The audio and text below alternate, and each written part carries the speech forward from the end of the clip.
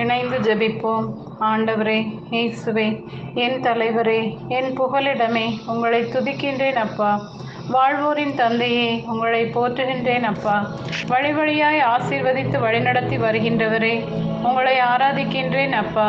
நலிந்தவனை நல் வாக்கால் ஊக்குவிக்கும் அறிவை நான் பெற்றிட ஆண்டவராகிய என் தலைவர் கற்றோனின் நாவை எனக்கு அளித்துள்ளார். காலை தோறும் அவர் என்னை தட்டி எழுப்புகிறார் என்று இன்றைய இறைவார்த்தை வழியாக வாசித்து அறிகின்றேன் அப்பா. நன்றி அப்பா. இந்த பாவியாகிய என்னையும் தேர்ந்தெடுத்து பயனுள்ளவளாக மாற்றி அழகாக மாற்றியுள்ளீர் தந்தையே. நன்றியோடு துதிக்கின்றேன். என்றும் என்னோடு இருந்து நான் அவமானம் அடையாதபடி என்னை தாங்குகிறீர். நன்றி இறைவா. உங்களையே வெறுமையாக்கி அடிமையின் வடிவை ஏற்று மனிதருக்கு ஒப்பானீர்.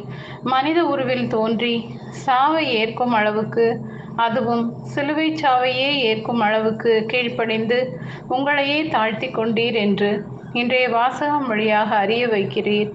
உனது பாவத்திற்காக நான் துன்புற்று பலியானேன், நீ என்னை மறந்து விட்டாயா என்று கேட்டு என்னிடம் திரும்பி வந்துவிடு மகளே என்று அழைப்பவரே, உங்களை போற்றி வணங்குகின்றேன் அப்பா. என்ற சூழல் என்னை எதிர்கொண்டு வந்தாலும் எனக்காக சிலுவை சாவை ஏற்ற என் தந்தையை என்றுமே மறவாது இருக்க என்னை இறுக்கமாக அணைத்தருளும் அப்பா.